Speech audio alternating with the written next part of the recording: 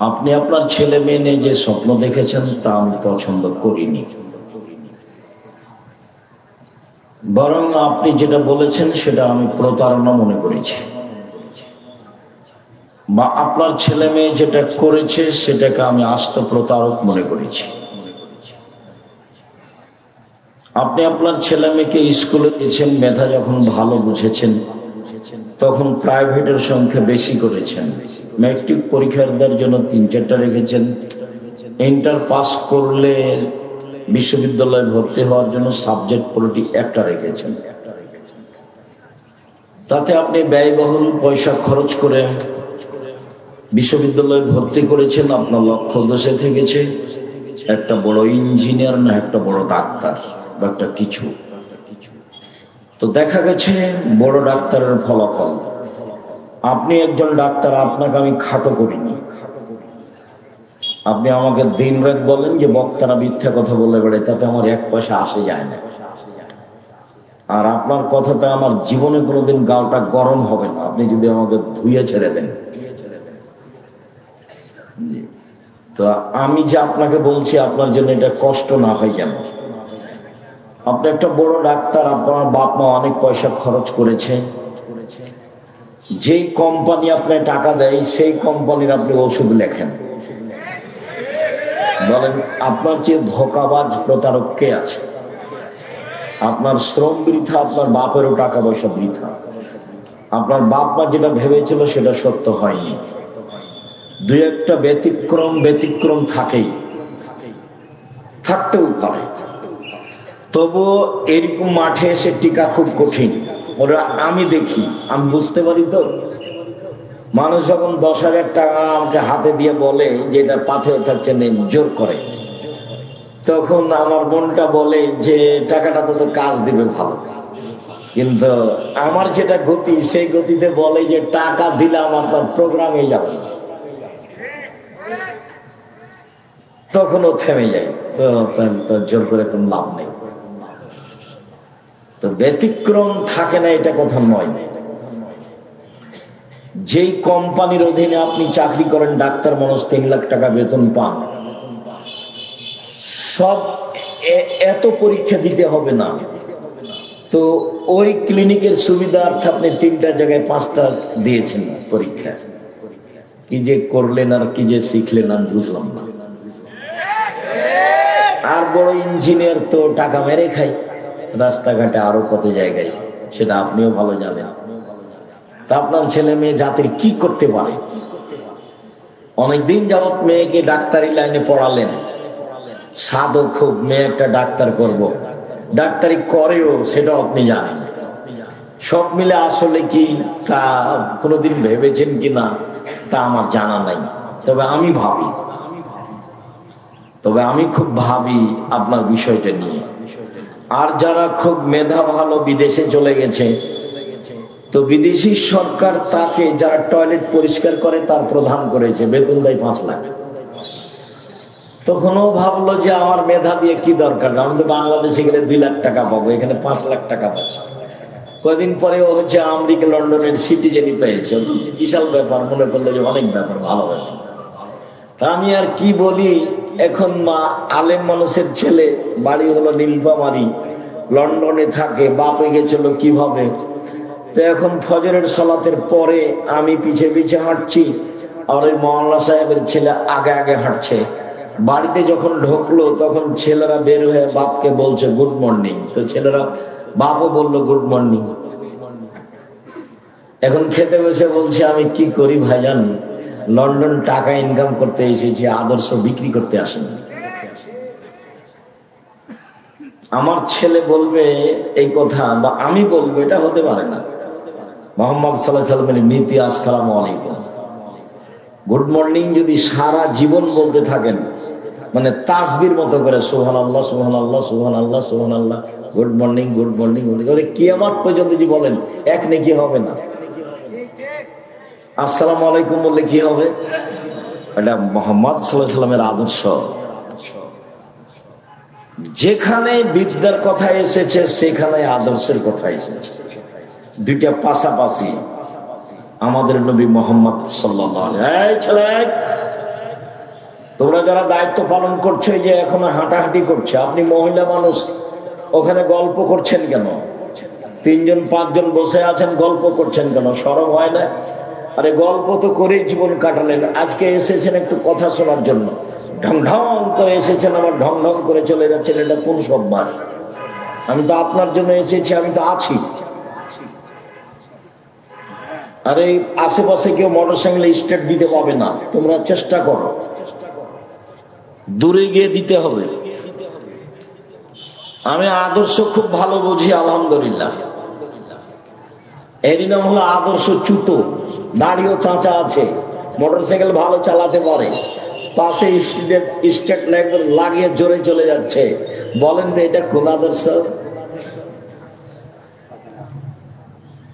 তোমরা যে পড়াশোনা শিখছো, নওগাঁ জেলায় চ্যালেঞ্জ করলাম, দেখি কোন মায়ের বেটা আছে এমন বলতে পারে বুক ফুলিয়ে, আমার ছেলে বড় ডাক্তার, নিঃস্বার্থপর, জাতির খিদমত করে।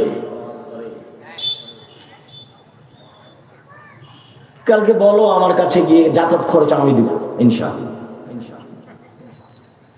আমি মানুষের কাছে পয়সা নিই না, এর অর্থ এ নয় যে আমি গরিব মানুষ, এ কথা নয়, বা আমি ধনী, যে কথা।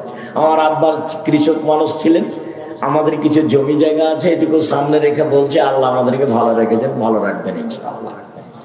আপনাদের জামিয়া সালাফে একসঙ্গে খেলে আমি তার টাকা দিয়ে দিই। জামিয়া সালাফের কাছে আমি ঋণী নই। আমার বড় স্বাদ, এই দেশের মাটিতে আমি উন্নত মানের প্রতিষ্ঠান গড়বই করবো ইনশাআল্লাহ, যেখানে ছেলে মেয়ে বাংলা, ইংরেজি, আরবি উন্নত মানের শিক্ষা অর্জন করে জাতির অন্যায়ের বিরুদ্ধে লড়বে, মুখে কলমে মিটিয়ে। দেখেন বাস্তবে আছি, থাকবো ইনশাআল্লাহ। মুখে আছি যে বলছি, কলমে আছি, সাথে আছে, মিডিয়া আছে, জামিয়া সালাফি অনলাইন আদিতেশাম টিভি আছে, জামিয়া সালাফের প্রেস আছে, জামিয়া সালাফের অধীনে বড় শাখা আছে আদ-দাওয়া ইলাল্লাহ, একবারে টেকনাফ থেকে তেতুলিয়া পর্যন্ত। তারা সারা দেশে মক্তব গড়বেই ইনশাআল্লাহ। যেখানে ছেলেরা কোরআন মাজিদ পড়তে শিখবে, আকীদা ও আদর্শ শিখবে, আরো যত ব্যবস্থাপনা। বাংলাদেশের সর্ববৃহৎ প্রতিষ্ঠান জামিয়া সালাফিয়া, সর্বোচ্চ প্রতিষ্ঠান শিক্ষা মানে জামিয়া সালাফিয়া। আয়াতনে, যেটা আপনার বাড়ির পাশে, যেটাতে আপনি সামনে বৃহস্পতিবার শুক্রবারে যাবেন, তার আয়তন প্রায় 50 বিঘা। তাতে একটা মসজিদ আছে, 3000 মানুষ এক তলায় সালাত আদায় করতে পারে, 90% জমির উপরে। যেটা রূপগঞ্জে আছে জামিয়া সালাফে ঢাকায়, সেটা 100 বিঘা জমির উপরে। যেটা তানোরে মেয়েদের শাখা করতে যাচ্ছে, প্রায় 60 থেকে 70 বিঘা জমির উপরে। যেটা দিনাজপুরে আছে প্রায় 20 বিঘা জমির উপরে। এরকমই জমি আছে ময়মনসিংহে, এরকমই প্রায় আছে কুষ্টিয়ায়, এরকম আছে ঝিনাইদহ, এরকম আছে ফেনীতে, প্রায় এরকম আছে চট্টগ্রামে, বরিশালে আছে, তবে অনুকূলে নয়, শহরে চলে প্রতিষ্ঠান। প্রায় 5000-এর বেশি ছেলে মেয়ে পড়াশোনা করে, 519 জন ইয়েতিম আছে, 300 জন শিক্ষক শিক্ষিকা আছেন, প্রতি মাসে বেতন লাগে প্রায় 40 লক্ষ। কিভাবে চলে আমি নিজেই জানি না, তবে আমি দেখি চলছে। আমি আপনাদের প্রতিষ্ঠানের কাছে ঋণী নই, আমি অ্যাকশন দেখলে তার টাকা দিয়ে দিই। সম্মানিত দিনী ভাই বোন, আপনি বলেন যে আমার ছেলে মেয়েকে আমি জাতির উদ্দেশ্যে পড়াচ্ছি, আপনার ছেলে মেয়ে তো ঘুম থেকে উঠে গিয়ে স্কুলে বলে ও কালিমা তোমার আকাশ, ও কালিমা তোমার বাতাস। আমি বলি না, আমার ছেলে মেয়েও বলে না, বলবে না, আশা করছি, দেখি কতদিন আল্লাহ সাথ দেন। আল্লাহর ইচ্ছে যেটা সেটা হবে। আপনারটা বলে, কেন বলে তা আমি বলতে পারবো না। আপনি কেন বলান, কে নওগাঁ জেলাতে শিক্ষিত মানুষ সেটা আমার জানা নেই। ঠাকুর তো জাতি শত্রু, ঠাকুর তো বাঙালিদের শত্রু, ঠাকুর তো বাংলা ভাষার শত্রু, ঠাকুর তো ঢাকা বিশ্ববিদ্যালয়ের শত্রু, ঠাকুর তো মুসলমানের শত্রু। মুসলমান যেদিন ইংরেজদের হাতে অপমানিত জেল হাজতে, সেই দিন ঠাকুর লন্ডনে খুশিতে মোচ পাকায়। সেই ঠাকুরের গান আমার ছেলে মেয়ে বলে ছি থু। অযথা বেঁচে থেকে কি হবে? তাহলে এইসব বাদ দেন। সহজ পথ আমি একটা বলেছি, 5 ওয়াক্ত সালাত, হালাল রুজি, কোরআন তেলাওয়াত, আড্ডা পিটা হারাম। আড্ডা পিটা 2 ধরনের। এক, দোকানে বসে গল্প করা, ল্যাংটা মেয়ে দেখা, বদনাম করা, গীবত করা। আড্ডা পিটা 2, কেউ নাই, বড় মোবাইলে ল্যাংটা মেয়ে নাচছে, ঘন্টার ঘন্টা বসে আছে। ওখানে আপনার মেয়ে এ ঘরে দেখে, এ ঘরে আপনার ছেলে দেখে, ও ঘরে আপনি দেখেন, এ ঘরে আপনার স্ত্রী দেখে, পুরো বাড়িটাতে সব ঘরে জেনাই শয়লা। জবাব আপনি কিভাবে দিবেন? প্রস্তুত থাকেন, জবাব তো দিতেই হবে। রাসূল সাল্লাল্লাহু আলাইহি ওয়াসাল্লাম বলেছেন, পৃথিবীর মানুষ মনে রেখো, আমার জীবনে বড় ভয়, আমার উম্মত গোপন পাপে লিপ্ত হবে, এটা আমার ভয়। পৃথিবীর মানুষ সতর্ক, সাবধান থাকো, আমার উম্মত 3টা পাপে লিপ্ত হবে, এটা আমার আশঙ্কা। এক, আইম্মাতাম মুজিল্লিন, ভ্রান্ত হুজুর, হুজুর হবে ভ্রান্ত, এটা আমার আফসোস। হুজুর হবে ভ্রান্ত, এটা আমার দুঃখ।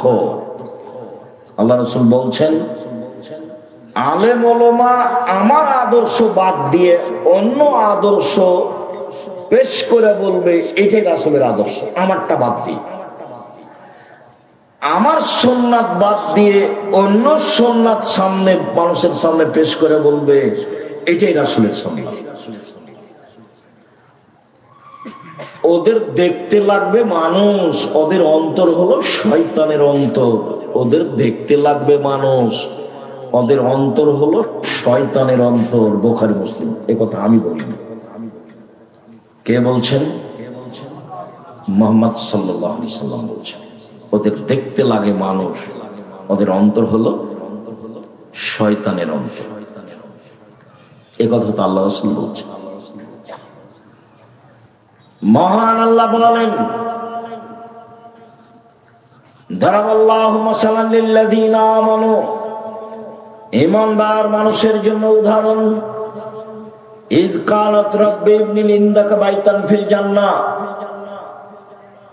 ফিরআউনের স্ত্রী আসিয়া বলেন, হে আমার প্রতিপালক, জান্নাতে তোমার নিকটে আমার জন্য একটা ঘর তৈরি করো। ওয়ানাজ্জিনি মিন ফিরআউন ওয়া আমালিহি, ফিরআউনের অত্যাচার এবং তার অধীনস্থ জনগণের অত্যাচার থেকে তুমি আমাকে রক্ষা করো। দুনিয়া থেকেই আসিয়া জান্নাতে ঘর তৈরি করতে বলছেন। ঈমানের কত জোর! সম্মানিত দিনী বোন, গল্প করবেন না। আপনার সাথে আমার অনেক কথা আছে। আজকে চলে যাচ্ছেন, এমন ঘটনা হলো ফিরে আসবেন। চুপচাপ ভদ্রতা বজায় রেখে কান লাগিয়ে কথা শুনবেন। দুনিয়া থেকেই বলছেন ফিরআউনের স্ত্রী আসিয়া, হে আমার প্রতিপালক, তোমার নিকটে জান্নাতে আমার জন্য একটি ঘর তৈরি করো। ফিরআউন এবং তার অত্যাচারী সম্প্রদায় থেকে আমাকে রক্ষা করো। আল্লাহ তাআলা বলেন, ও মারিয়ামা ইবনাতে ইমরান, মারিয়ামের দৃষ্টান্ত পেশ করেন আল্লাহ, ইমরানের মেয়ে। আল্লাহ তাআলা বলেন, মারিয়াম ইমরানের মেয়ে আহসানাত ফারজাহা, সে তার লজ্জাস্থানকে হেফাজতে রেখেছিল। মারিয়াম কোনদিন অশ্লীল কাজে লিপ্ত হয়নি। আল্লাহ তার প্রশংসা করছেন এভাবে যে সে তার লজ্জাস্থানকে হেফাজতে রেখেছিল। ফানাফাখনা ফিহে, আমি তার লজ্জাস্থানে ফোঁক দিয়ে তার সন্তান ঈসাকে পৃথিবীতে নিয়ে আসলাম। পৃথিবীর ব্যতিক্রম মহিলা মারিয়াম, একেবারে ভিন্ন ধরনের ব্যতিক্রম। জাকারিয়া বলেন, মারিয়াম, এইসব ফলমূল খাদ্য তুমি কোথায় পেলে?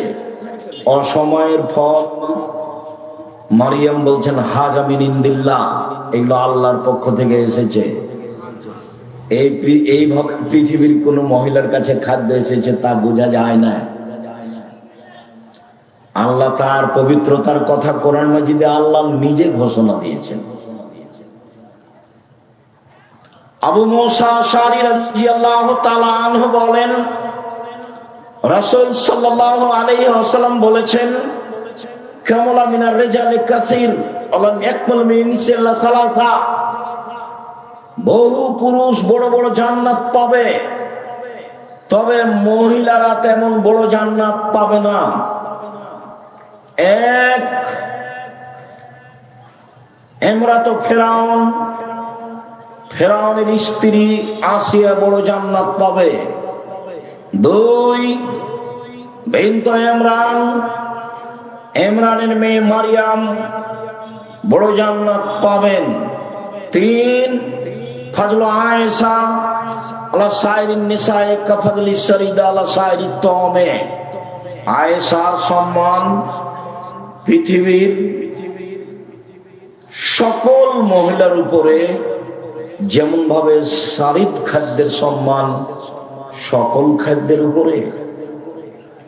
অত্র বুখারী মুসলিমের হাদিসে আল্লাহর নবী আয়েশা রাদিয়াল্লাহু তাআলা আনহাকে সবচেয়ে দামি মহিলা বলে উল্লেখ করলেন। কিছুক্ষণ পরে এর চেয়েও দামি মহিলা দেখা যাবে সময়ের গতিতে ইনশাআল্লাহ। আনাস রাদিয়াল্লাহু তাআলা আনহু বলেন, রাসূল সাল্লাল্লাহু আলাইহি ওয়াসাল্লাম বলেছেন, হাসবুকা নিসাউল আলামিনা, পৃথিবীর বড় মহিলা হিসাবে পৃথিবীবাসীর জন্য যথেষ্ট চারজন। পৃথিবীর বড় মহিলা হিসাবে পৃথিবীবাসীর জন্য যথেষ্ট চারজন। এক, মারিয়াম বিনতে ইমরান, ইমরানের মেয়ে মারিয়াম। দুই, খাদিজা বিনতে খুয়াইলিদিন, খাদিজা খুয়াইলিদের মেয়ে। তিন, ফাতেমা বিনতে মুহাম্মাদিন, মুহাম্মাদের মেয়ে ফাতেমা। চার, আসিয়া ইমরাতু ফিরাউন, ফেরাউনের স্ত্রী আসিয়া। যখন আল্লাহ রাসূল পৃথিবীর শ্রেষ্ঠ নারীকে পেশ করলেন তখন এই চারজনকে উল্লেখ করলেন। এই চারজন সহ আরো দুইজনের কথা আমরা সাময়িকভাবে বলে আরো কিছু প্রয়োজনীয় নারীদের ব্যাপারে কথা বলতে যাচ্ছি। এক খেয়ালে চেয়ে থাকবেন, পৃথিবীতে সবচেয়ে সম্মানী জাতি নারী, ইহকালে ও পরকালে। নারী তার মান সম্মান হারিয়েছে নিজের চরিত্রের কারণে। অতীত জাহেলিয়াতের যুগে ওই সময় মানুষ নারীদের দাম দেয়নি। হিন্দুরা আজও নারীদের দাম দেয় না। হিন্দু মেয়েরা বাপের জমি জায়গা পায় না। যারা বলেছে ইসলাম অর্ধেক দিচ্ছে তার বুঝতে ভুল। মহিলা নিয়ে এসেছে, ওর বাপ 15 শতক জমি রেখে মারা গেছে।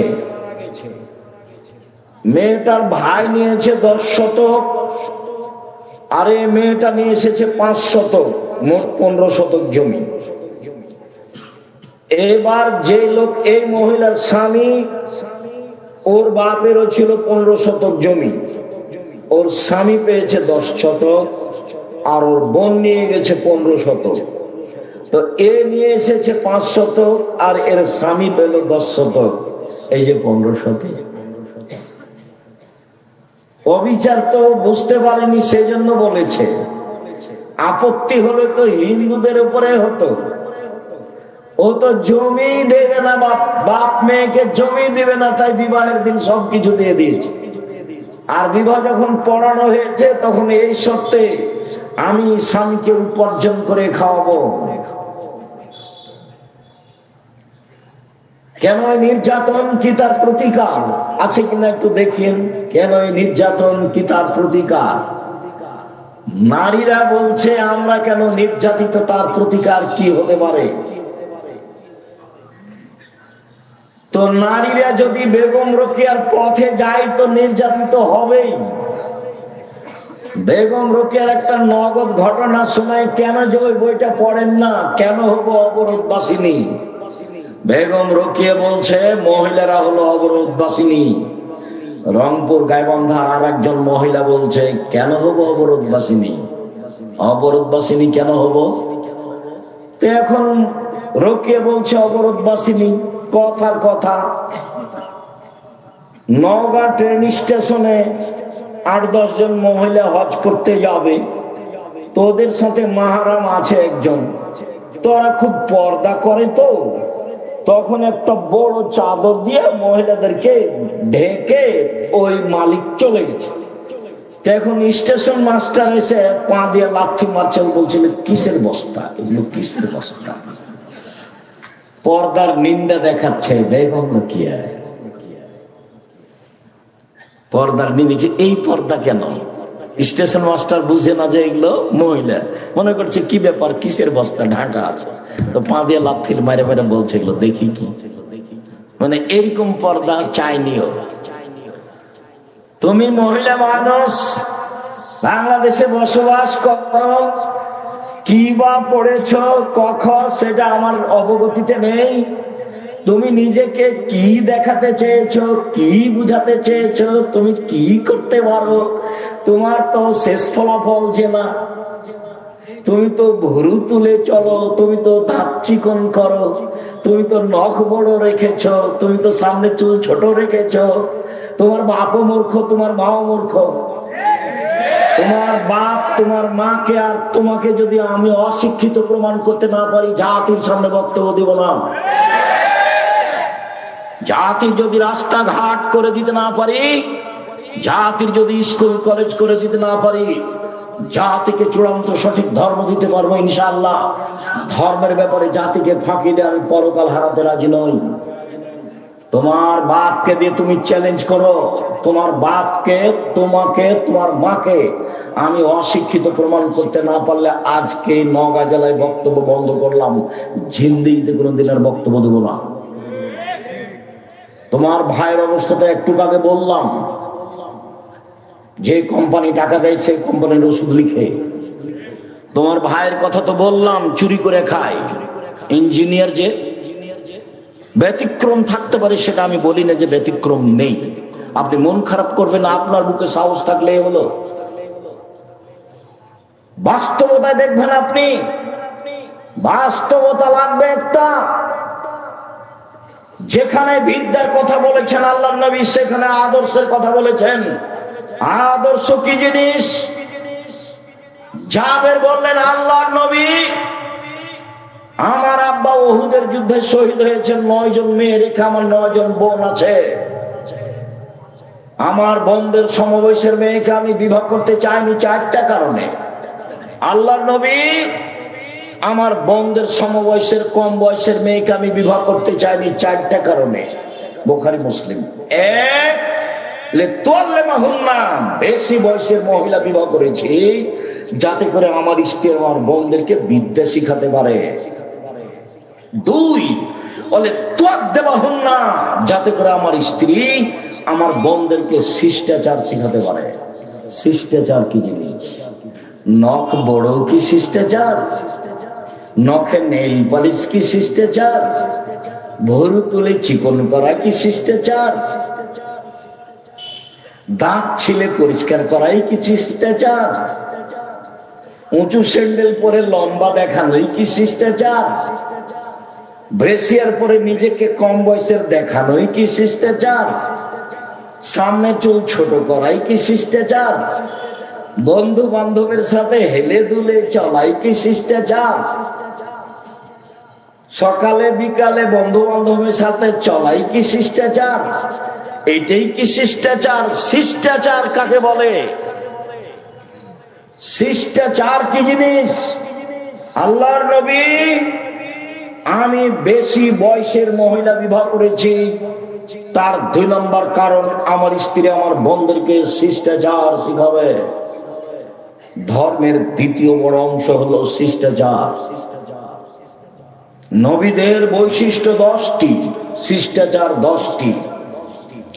1, দাড়ি ছেড়ে দিতে হবে, চাঁচা যাবে না, ছোট করাও যাবে না। চেঁচে ফেললে চোখের পাওয়ার কমে যাবে, স্ত্রী মিলন ক্ষমতা কমে যাবে, আর মহিলার সাদৃশ্য হবে, তখন ওর উপরে গজব নাজেল হবে। চেঁচে ফেললে তার উপরে কি হবে? ও গজব নাজেল হবে। কেন? ও এখন মহিলা হতে চায়। দাড়ি নেই কার? মহিলাদের। আপনি তো পুরুষ মানুষ। 2, কাশুসারে মোচ কেটে ফেলতে হবে, মোচ চেঁচে ফেলা যাবে না, পুরুষের পরিচয়। 3, কাসুল আজফার, নখ কেটে ফেলতে হবে, নবীদের বৈশিষ্ট্য। নখ কেটে ফেলতে হবে, নবীদের বৈশিষ্ট্য। আপনার স্ত্রী, আপনার মেয়ে নখ কাটতে বাধ্য। যদি নখ বড় আছে, নেইল পালিশ আছে, বুঝবেন এই মেয়ে শিক্ষিতা নয়। দলিল আপনার কাছে আছে, আমার কাছ পর্যন্ত পৌঁছিতে হবে না। ইহুদি খ্রিস্টানদের পতিতালয়ের মেয়েরা নখে নেইল পালিশ দেয়। ইহুদি খ্রিস্টানদের পতিতালয়ের মেয়েরা নখে নেইল পালিশ দেয়। ইহুদি খ্রিস্টানদের পতিতালয়ের মেয়েরা নখে নেইল পালিশ দেয়। মুসলিম মহিলাকে হাতে মেহেদি দিতে হবে, হাতের নখে তো দিতে হবে, পায়ের নখেও দিতে হবে, দিতে বাধ্য। হাতের নখে তো দিতে হবেই, মহিলাদেরকে পায়ের নখেও মেহেদি দিতে হবে। নাক ফুলে বেঁধে বগলের লোম উঠিয়ে ফেলতে হবে। ব্লেড ব্যবহার করা যাবে না, নারী পুরুষ একই হুকুম। হালাকোলানাতে নিচের লোম পরিষ্কার করতে হবে। ঊর্ধ্বে টান 40 দিন, পুরুষ নারী একই হুকুম। পেশাব পায়খানার পরে পানি দিয়ে পবিত্রতা অর্জন করতে হবে, নবীদের বৈশিষ্ট্য। পানি না থাকলে ঢেল টিস্যু পেপার, সেটা ভিন্ন কথা। পানি থাকা সত্ত্বেও ঢেল টিস্যু পেপার নিয়ে 40 কদম হাঁটা, খক খক করে কাঁসা, পায়ের উপরে পা তোলা, এইটা একটা বেহায়াই। যদি এটাই হয়, তাহলে আপনি পবিত্রতা অর্জনের জন্য জান্নাত পাওয়ার আশায় 40 কদম হাঁটেন, আপনার বউ ঢেল নিয়ে হাঁটে না কেন? বলে ও হাঁটলে কেমন কেমন লাগবে দেখতে। তো ও হাঁটলে যদি কেমন কেমন লাগে দেখতে, তো আপনিও যখন হাঁটেন তখন তাকে দেখতে কেমন কেমন লাগে। একই ব্যাপার। আপনি আর ও, মহিলার পুরুষ ভিন্ন ভিন্ন, জুতা স্যান্ডেলও ভিন্ন। আয়েশা রাদিয়াল্লাহু তাআলা আনহা বলেন, যেসব মহিলারা পুরুষের জুতা স্যান্ডেল পরে ওদের উপরে অভিশাপ। যেসব মহিলারা পুরুষের জুতা স্যান্ডেল পরে তাদের উপরে অভিশাপ। আবু হুরায়রা রাদিয়াল্লাহু তাআলা আনহু বলেন, রাসূল সাল্লাল্লাহু আলাইহি ওয়াসাল্লাম বলেছেন, মান তাসাব্বাহা বিকওমিন ফাহুয়া মিনহুম। চলা ফিরাই, খানা পানিতে, উঠা বসাতে, পোশাক আশাকে, কলম খাতাতে, প্রতিষ্ঠানের নিয়ম নীতিতে খ্রিস্টানের সাথে মিশে যাবে তা যারা, তাদের কিয়ামত হবে তাদের সাথে। শুনুন, একদা রাসূল সাল্লাল্লাহু আলাইহি ওয়াসাল্লাম আফসোস করে বলেন, পৃথিবীর মানুষ শুনে রেখো, আমি আমার উম্মতের উপরে আশঙ্কা করে যাচ্ছি, আমার উম্মত ইহুদি খ্রিস্টানের সাথে মিশে যাবে।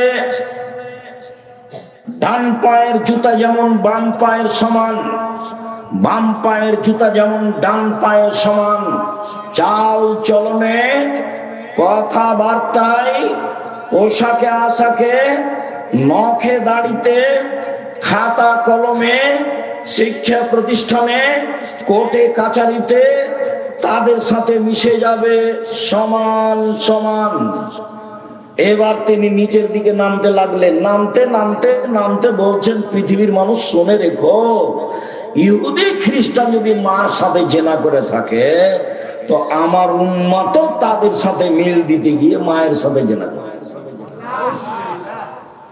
আপনি দেখতে পান না কোনোদিন বিমানবন্দরে গেছেন কিনা, বাংলাদেশে এসে পোশাক পরিবর্তন করে, কিন্তু যখন লন্ডন আমেরিকা থেকে বহির্বিশ্ব থেকে আসে মেয়েটা, তখন অন্তত বিমানবন্দরে সেই পোশাক পরেই থাকে, বাড়ি পর্যন্ত যাওয়ার চেষ্টা করে।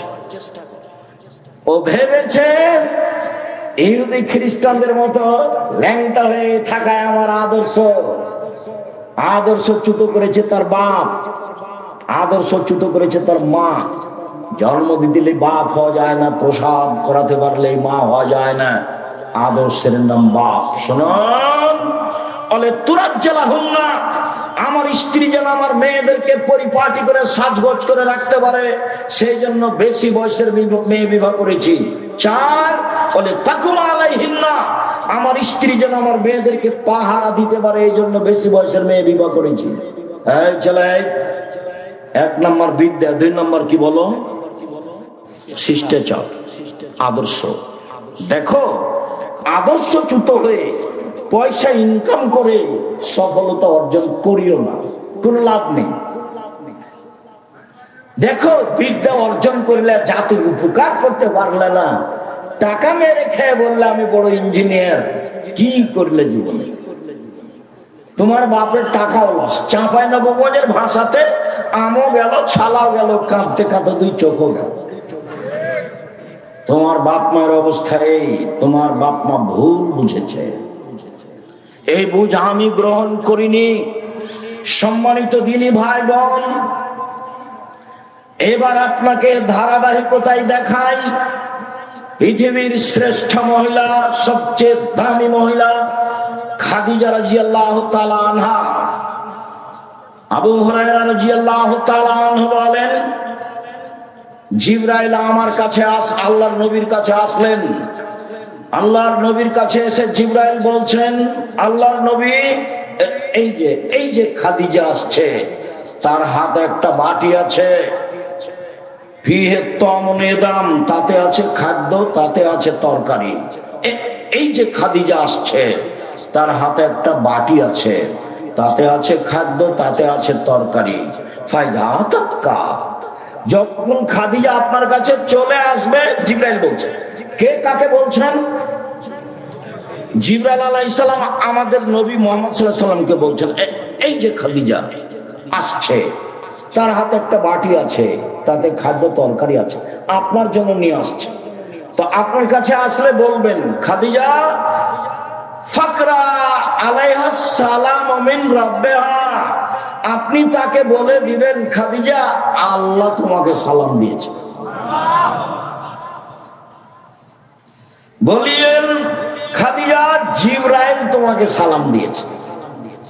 অবাশশিরহা বিবাইতিন ফিল জান্নাহ মিন কাসাবিন লা সাকাবা ফিহি ওয়া লা কাসাব, আর এমন একটা জান্নাতে ঘরের কথা বলে দিবেন, যে ঘরটা তার জন্য আল্লাহ হীরা মুক্তা মাণিক্য দ্বারা তৈরি করেছেন, যাতে কোনো হইচই নেই, যাতে কোনো কষ্ট ক্লেশ নেই, যাতে কোনো হইচই নেই, যাতে কোনো ক্লান্তি নেই। এক, আল্লাহ সালাম দিয়েছে। পৃথিবীর কোন মহিলা আল্লাহর পক্ষ থেকে সালাম পায়নি। 2, জিবরাইল সালাম দিয়েছে। 3, জান্নাতে একটা ঘর তৈরি করা হয়েছে।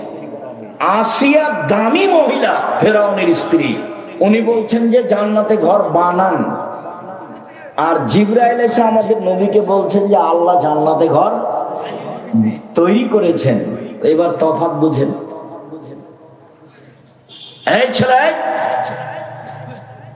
ওই যে কম বুদ্ধির ছেলে পাশ থেকে উঠছোটা আপনি খেয়াল করেন না কেন? আমি তো আর কোনো কেসা কাহিনী নিয়ে আসিনি, আপনি ভদ্রতা বজায় রেখে কিছুক্ষণ অপেক্ষা করবেন। আমি আপনার বিদ্যার উপরে মাঝে মধ্যে আঘাত করতে চেয়েছি। কেন? যে বিদ্যা আপনার ক্ষতি করে সেই বিদ্যা মূলত বিদ্যা নয়। আপনি বাংলা ইংরেজি শিক্ষা অর্জন করেন কিন্তু জাতির উপকারার্থে করেন। কার উপকারার্থে? জাতির উপকারার্থে। আরে পয়সা তো হিন্দুরও আছে, পয়সা তো ইহুদি খ্রিস্টানদেরও আছে, টাকা তো ওদের, পৃথিবী তো তাদের। ওই নবীর যুগেও ছিল পৃথিবী তাদের, আজও পৃথিবী তাদের।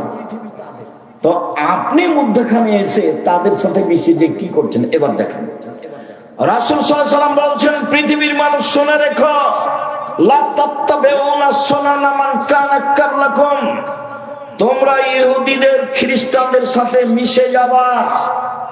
শিবরান বে শিবরিন, ডান হাতের বিঘত যেমন বাম হাতের সমান, সমান সমান মিশে যাবা। 2 জেরান বে জেরাইন, বাহু যেমন বাহু সমান। 3 ডান পায়ের জুতা যেমন বাম পায়ের সমান, তেমনি মিশে যাবা। এবার নিচে নামতে লাগলেন। শোনো শোনো শোনো, খারাপ হতে হতে হতে একেবারে একেবারে নিকৃষ্ট প্রাণী গুই সাপ। গুই সাপ, ইহুদি খ্রিস্টান যদি গুই সাপের গর্তে ঢোকে তো হারাম উপার্জন করতে করতে ওদের পোশাক পরতে পরতে তোমরা ওই গুই সাপের গর্তে ঢুকে যাও। গুই সাপের গর্তের আবার কি সমস্যা? কেন তিনি বললেন? কেন তিনি বললেন? কেন তিনি গুই সাপের কথা বলবেন মুহাম্মদ সাল্লাল্লাহু আলাইহি ওয়াসাল্লাম? তার মানে নিচে নামতে নামতে, হারাম খেতে খেতে, নিয়ম নীতি নিজের পাল্টাতে পাল্টাতে এমন ভাবে পাল্টে যাবে যে এই একটা প্রাণী ওর গর্তে যদি ইহুদি খ্রিস্টান ঢোকে তো আমরা তাল মিলাতে মিলাতে আমরাও গুই সাপের গর্তে ঢুকে যাব। মুহাম্মদ সাল্লাল্লাহু আলাইহি ওয়াসাল্লাম বলছেন, পৃথিবীর মানুষ শুনে রেখো, আমার উম্মতের উপরে আমার বড় ভয় আশঙ্কা। 1 ভ্রান্ত হুজুর, 2 সাত্তানতাহিকু কাবাইলু মিন উম্মতি বিল মুশরিকিন, আমার উম্মত হিন্দুদের সাথে মিশে যাবে, এইটা আমার ভয়। 3 সাত্তাবতু কাবাইলু মিন উম্মতি আল আওসান, আমার উম্মত মূর্তি পূজা করবে। বাড়িতে আছে ছবি মূর্তি, নেতা নেত্রীর আছে, তোমার বাপ মায়েরও আছে। আমাকে বলছে, আব্দুর রাজ্জাক সাহেব, আমার মাকে খুব ভালোবাসি, সেই জন্য এইভাবে আমার মায়ের ছবিটা বেঁধে সুন্দর করে রেখেছি। আমি বলছি, ছি, আপনি কুসন্তান, আপনি খারাপ সন্তান। ওর মাকেও সম্মান করছে কিভাবে? মাকে ছবি ঝুলে রেখেছে পিছনে দিয়ে, মাকে সম্মান দেখাচ্ছে।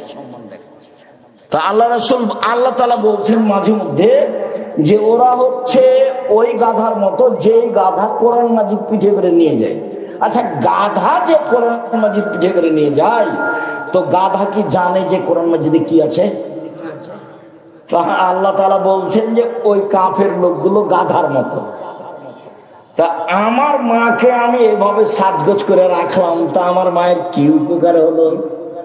তাহলে আমি তো শিক্ষিত মানুষ নই, আমি তো তাহলে গাধার মতোই হলাম। আল্লাহ তো তার চেয়ে নিচু বলেছেন যে ওরা কুকুর শ্রীগালের চেয়ে খারাপ, যাদের হিতাহিত জ্ঞান বোধ শক্তি নেই। লায়াকেলুন, তারা জ্ঞান চর্চা করে না। হাজারো শত জায়গাতে আল্লাহ কোরআন মাজিদে বলছেন ওরা বিবেক চর্চা করে না, ওরা জ্ঞান চর্চা করে না, ওরা ধ্বংসের মুখোমুখি সম্প্রদায়, ওরা অশিক্ষিত সম্প্রদায়, ওরা গাধার মতো সম্প্রদায়, ওরা কুকুর শ্রীগালের মতো সম্প্রদায়। শত শত জায়গাতে আল্লাহ কোরআন মাজিদে এভাবে বলেছে, মানুষকে বলছেন আল্লাহ। যার জন্য আমি বলি যে শুধু হিফজখানা খুলবেন না। হিফজখানা খুললেন, ছেলেটা 5-10 বছর পড়লো, যত হাফেজ আসলো ও বললো আগের হাফেজে ভালো পড়েন, বাদ ওটা, আবার চলো প্রথমে। ওই 6 মাস থাকলো, কি যে হলো, তারপরে নেই, আরেকজন হাফেজ আসলো, আগের হাফেজ ভালো হয়নি, নতুন করো। এরকম করতে করতে ছেলেটার বয়স 14 বছর হয়েছে। কতদিন? 14-15 বছরে, এই কিন্তু আর পড়ে দিবে না। ওর মাথায় একটা বড় টুপি আছে, তার উপর একটা লাল রুমাল আছে, এখন দাওয়াত খেয়ে বেড়া। তা আপনার মাঝে আর তার মাঝে পার্থক্য কি? আপনার মাঝে আর তার মাঝে পার্থক্য, আপনার মুখস্থ আছে ইখলাস আর ফালাক আর কুল আল্লাহু আহাদ, আর ওর একটু বড় আছে, এটুকু পার্থক্য। আপনি যেমন বুঝেন না, ওই তেমন বুঝে না। কেলাহুমা সাওয়া সাওয়া, দোনোকে বারাবার, দোনোকে সব বারাবার, সব সমান সমান। জীবনটা 16 আনায় মিছে, জীবনটা 16 আনায় মিছে। মাঝি চাঁদ কেন বাড়ে কমে, তাকে আর বলতে পারি? 4 আনায় মিছে। এই হয় সে হয় 8 আনায় মিছে, এই হয় সেই হয় 12 আনায় মিছে। বাতাস উঠেছে, নৌকা কেঁপে উঠেছে, দোলে উঠেছে। বাবু সাঁতার দিতে জানো বাবু? না রে বাবু, না, আমি তো সাঁতার দিতে জানি না। মাঝি বলে, এখন দেখি বাবু তোমার জীবন 16 আনায় মিছে। বাপ বেটার জীবন 16 আনায় মিছে। মনে কিছু নিয়েন না, আপনাকে আমি কষ্ট দিনই, আপনাকে আমি বুঝাতে চাচ্ছি ভুল হিসাব। হিসাব আপনার ভুল আছে। সম্মানিত দ্বীনি বোন, আপনার ইমানের দুর্বলতা। আরে দেখেন না ইমান কি জিনিস? দুনিয়াতে বলছেন যে আপনি বলে দেন খাদিজাকে, এক আল্লাহ সালাম দিয়েছে। আরে খাদিজা তো মানুষ, অন্য কিছু নাকি? খাদিজাকে অন্য কিছু? এটি তো মানুষ। 2 জিবরাইল সালাম দিয়েছে। 3 জান্নাতে ঘর তৈরি করা হয়েছে। তা আব্দুর রাজ্জাক সাহেব 2-1টা খাদিজার কথা বলবেন, একটু শোনান না। আমরাও জানি যে খাদিজা মহিলা মানুষ, কিন্তু কি করতে পারি আপনাকে একটু বলি। তাহলে একটু 1 মিনিট এক খেলে চেয়ে থাকবেন। মুহাম্মদ সাল্লাল্লাহু আলাইহি সাল্লাম একদিন গারে হিরা থেকে এসে বলছেন, খাদিজা খাদিজা খাসি দালা নাফসি, আমি মনে হয় মরে যাব, আমি মনে হয় মরে যাব। জামিলুনি জামিলুনি, কম্বল দিয়ে আমাকে জড়িয়ে ধরো, আমার যে কি হয়। এই কথা আল্লাহ রাসূল বললেন। এবার খাদিজা বলছেন, দেখেন আপনাকে একটু পার্থক্য দেখাবো, চেয়ে থাকবেন এক খেয়ালে। এবার খাদিজা রাদিয়াল্লাহু আনহা বলছেন, কাল্লা, কখনো নয়, অসম্ভব, এটা হতে পারে না, আপনার কোনো সমস্যা হবে না। আল্লাহে আল্লাহর কসম, আল্লাহে আল্লাহর কসম, আল্লাহে আল্লাহর কসম। এক, ইন্নাকা তাসিলুর রাহেমা, আপনি আত্মীয়র সাথে সদাচরণ করেন। 2, তাহমিলুল কাল্লা, নিঃস্ব মানুষের বোঝা বহন করেন। 3, তাকসিবুল মাদুমা, যার কিছুই নাই তার ব্যবস্থা করেন। 4, তাকরিজ জাইফা, মেহমানকে খাবার দেন। 5, বিপদগ্রস্তদের সাথে থাকেন। কখনো নয়, অসম্ভব, কিছুই হবে না, আল্লাহর কসম, আল্লাহর কসম, আল্লাহর কসম। 1, সদাচরণ করেন। 2, নিঃস্ব মানুষের সাথে থাকেন। 3, নিঃস্ব মানুষের বোঝা বহন করেন। 4, মেহমানের খাওয়ার ব্যবস্থা করেন। 5, অসহায় মানুষের সাথে দিন রাত থাকেন। কখনো নয়, অসম্ভব, কিছু হবে না। এটা খাদিজা। আর এরকম সময় আপনার স্বামী যদি আসে, এসে বলে যে খালেদা খুব সমস্যা, কি দুর্ঘটনা, খুব কি হয়েছে, তোমাকে বললাম তুমি যাও না, তোমাকে বললাম যে তুমি যাও না, তোমার তো স্বভাবই ভালো নাই, তোমাকে কত নিষেধ করলাম, তুমি তখন চলে গেলে। এই দেখ, এ হলো খালেদা আর হলো খাদিজা, এ হলো খালেদা আর হলো খাদিজা। তফাৎ আছে, অনেক তফাৎ। এইখানে আর একটা কথা বলি, সময়ের গতিতে হবে। আবু হুরায়রা রাদিয়াল্লাহু তাআলা আনহু বলেন, রাসূল সাল্লাল্লাহু আলাইহি ওয়াসাল্লাম বলেন, খায়রুন নিসায়ে, মহিলাদের মধ্যে সবচেয়ে ভালো নারী। উপস্থিত দ্বীনি বোন একটু শোনেন, কাজে যদি লাগে কিছু। এই মেয়ে কথা বলছো কেন? সম্মানিত দ্বীনি বোনেরা, আমার ভাইরা শোনেন, একটু কাজে লাগবে। পৃথিবীর মধ্যে সবচেয়ে ভালো নারী 1, আল অদুদ, স্বামীর সাথে প্রেম বিনিময়ে ভালোবাসায় আগ্রহী যারা। দুই, আল অলুদ, বেশি বেশি ছেলে মেয়ে সন্তান দিতে পারে যারা। তিন, আল মৌতিয়াত, স্বামীর সাথে সমবেদনায় ব্যথিত যারা। চার, আল মৌসিয়াত, স্বামীকে সান্ত্বনা দিতে পারে যারা। মানে স্বামী তো বাইরে যায়, সমস্যা থাকতেই পারে, আপনি তার সাথে খেপে উল্টা কথা বলছেন কেন? প্রথমে বলবেন, চিন্তা করবেন না। এ দেখেন প্রথমে কি বলবেন, না বুঝাতে পারি না। উপস্থিত দিনই বোন শোনেন শোনেন, প্রথমে কি বলবেন? খাদিজা বলছেন, আল্লাহ রাসূল বলছেন, খাসিত আলা নাফসি, আমি মনে হয় মরে যাব নাকি, আমার যে কি হয় খাদিজা, আমাকে কম্বল দিয়ে চেপে ধরো, কম্বল দিয়ে চেপে ধরো, আমাকে কম্বল দিয়ে চেপে ধরো, খাদিজাকে বলছেন। তখন খাদিজার উত্তরে বলছেন, কাল্লা, কখনো নয়, অসম্ভব, হতে পারে। বুঝা গেল না উত্তর? খাদিজা তো জিজ্ঞাসাই করেননি যে কি হয়েছে, ঘটনা তুমি বলো না। আরে বলো না ঘটনা কি, এগুলো বলছে না। তুমি বলবে না কি হয়েছে, কি ঘটনা, তুমি বলবে না, এগুলো কথা নেই। উত্তরে বলছেন, কাল্লা, কখনো নয়, অসম্ভব, এটা হতে পারে না। তারপর বলছেন, আল্লাহে, আল্লাহর কসম, আল্লাহে, আল্লাহর কসম, আল্লাহে, আল্লাহর কসম, আল্লাহ আপনাকে অপমান করবেন না। হলো, কোনো কথা বলেন।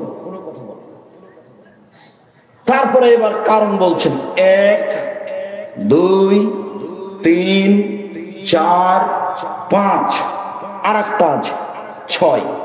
চলেন আমার চাচার কাছে, চলেন ওয়ারাকা ইবনে নওফলের কাছে চলেন, চলেন একটু ব্যাপারটা জেনে আসি।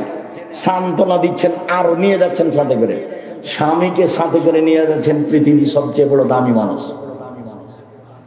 স্বামীকে নিয়ে গিয়ে বলছেন, চাচা দেখেন তো আপনার ভাইয়ের ছেলে কি বলে। হ্যাঁ মোহাম্মদ, বলো তো কি হয়েছে।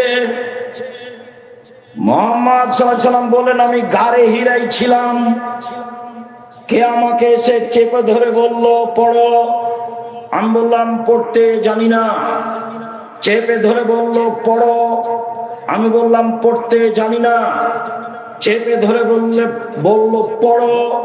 আমি বললাম পড়তে জানি না। তখন তিনি বললেন, ইকরা বিস্মি রাব্বিকাল্লাযী খালাক, খালাকাল ইনসানা মিন আলাক, এগুলো বললেন। এই পর্যন্ত বলতেই ওরাকা বলছেন, আরে থামো থামো, শোনো শোনো শোনো, ও তো জিবরাইল, তোমাকে তো এলাকার লোক বের করে দিবে। দ্বিতীয় কথা এটা, ও তো জিবরাইল, তোমাকে তো এলাকার লোক বের করে দিবে। তখন আল্লাহ রাসূল বলছেন, আমাকে বের করে দিবে, এটা উনি বিশ্বাস করতে পারছেন না।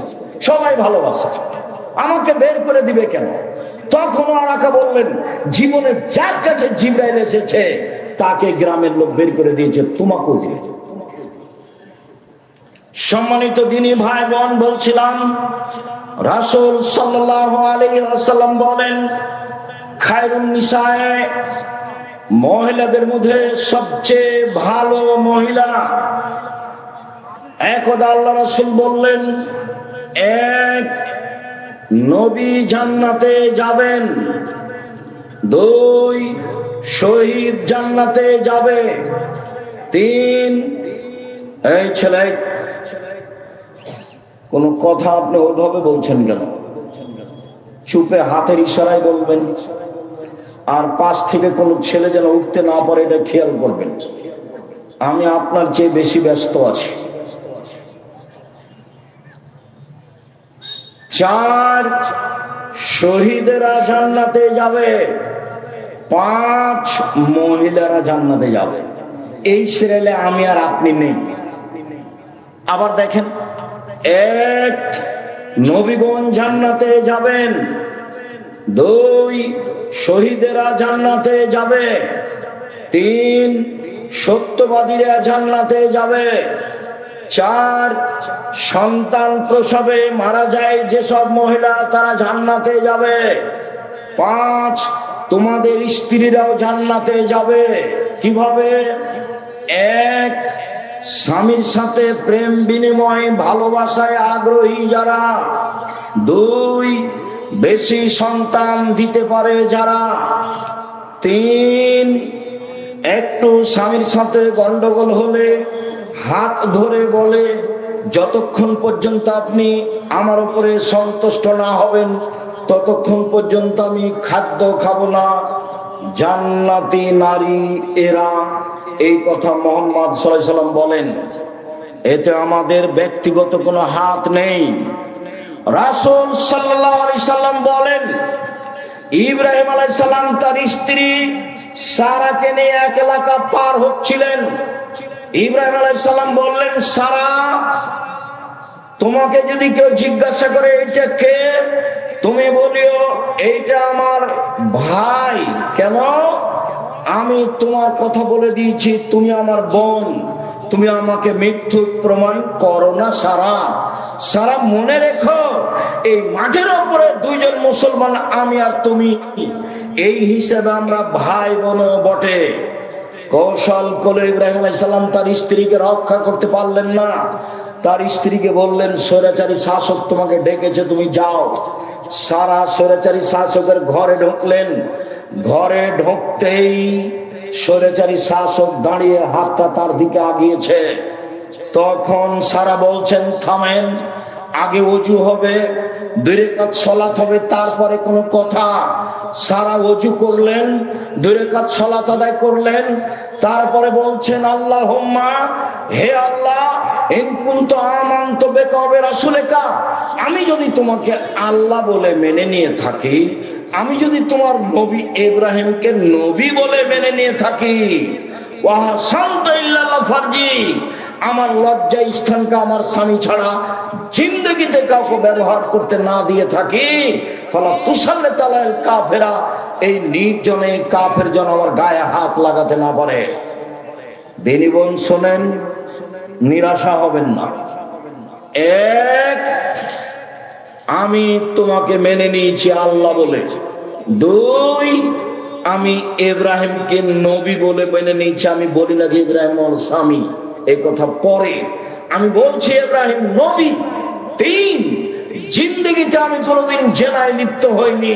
এই কথা 3টা যদি সত্য হয়, তাহলে এই যেন আমার নির্জনে গায়ে হাত লাগাতে না পারে।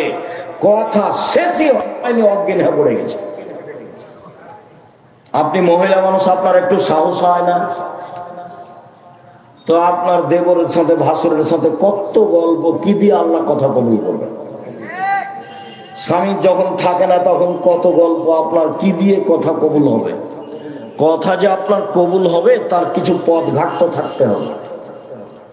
সম্মানিত দিনী ভাই বোন, ইব্রাহিম আলাইহিস সালাম তার স্ত্রী বাচ্চাকে রেখে দিলেন।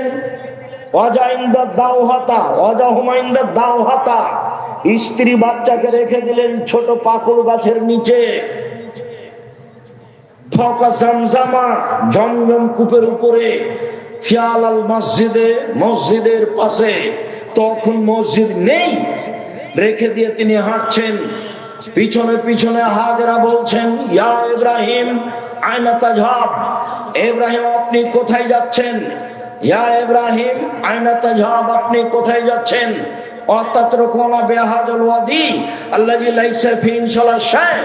আপনি আমাকে ছেড়ে যাচ্ছেন এমন একটা উপত্যকায় যেখানে মানুষজন তো নেই, নেই ঘাস পাতাও নেই। স্বামী তার দিকে তাকাচ্ছেন না। তিনি বারবার বলছেন, ইব্রাহিম আপনি কোথায় যাচ্ছেন? এই উপত্যকায় আমাকে ছেড়ে যাচ্ছেন। একবারও যখন লক্ষ্য করলেন না, নিরুপায় হয়ে স্ত্রী বলছেন, আপনি কি আল্লাহর অনুমতিতে চলে যাচ্ছেন? আল্লাহ কি আপনাকে এইভাবে চলে যেতে বলেছেন?